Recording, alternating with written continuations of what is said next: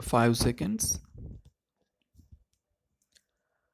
It is my fortune that my pressure of time has permitted me to be amongst you all. I am very proud to say that this institute enjoys a special position among our educational centers.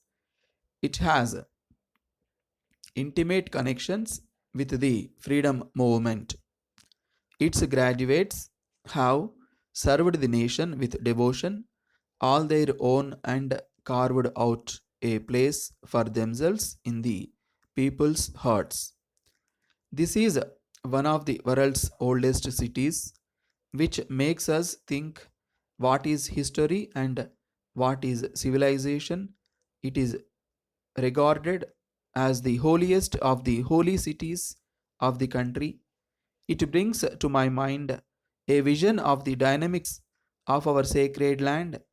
One of them was a weaver by profession who, in this home of brocades, taught us that the fabric of India has strands of more than one religion and that gods are woven into the prayers of our people. It also brings to my mind the very fact that the first college of modern education was founded here.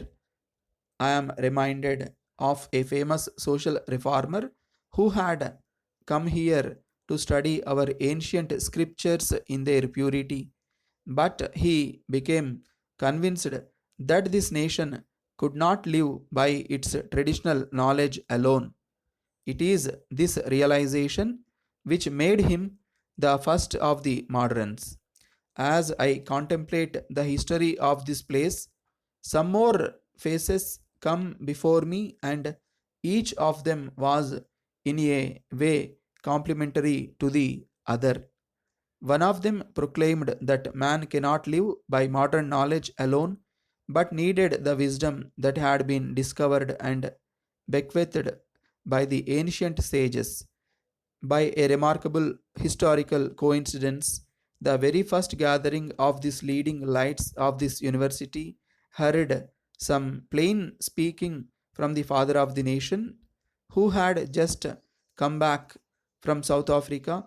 His spectacular achievements there had been hailed, but few realized them, that he was to play the same role on the much vaster stage of India. He was still an unknown quantity in India, and so when he spoke of our social responsibility and especially our duty not to display wealth, it caused much resentment. Some were very uncomfortable, but within a year or two, the country was to find itself dominated by this intruder who challenged us to look around and identify ourselves with the poorest and the most oppressed, who told us that if only the people of India listened to the still small voice within them, they could simply defy the might of empire. It is out of this awareness of our social responsibility and out of this sense of challenge that this center of learning was born nearly 50 years ago.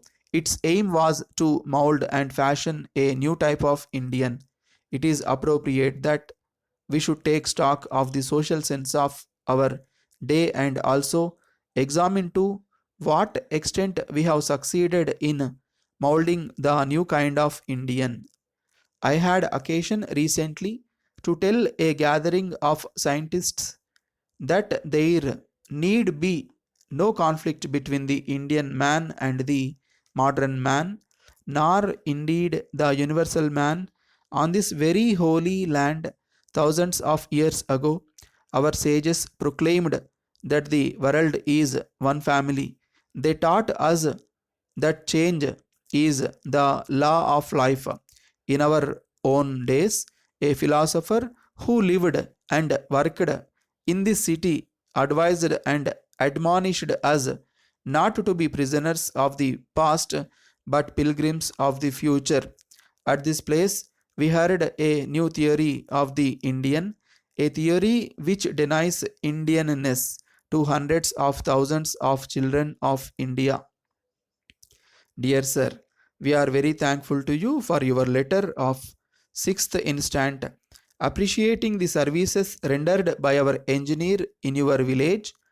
We are also happy to know that the work done as per the advice of our engineer was also recognized by the government. We saw from the local newspapers that such a pattern would be examined and adopted for the needy villages all over the state. We have to congratulate you for our efforts to develop remote villages into modern villages. In your letter, you also expressed that the services of the same engineer may be spared for a couple of months more and that your project would start in the month of December in other new villages. In this connection, we have to inform you that the said engineer and his team are presently busy in Madras attending a workshop meant for developing very remote villages and hamlets of hill areas. There is no scope at all to provide any amenities in such backward hamlets and villages. There are no roads, no water and power. As such, our team has to do some groundwork there and give proposals for certain schemes which are feasible, keeping in view the interests of the government to uplift the poorest and the weakest.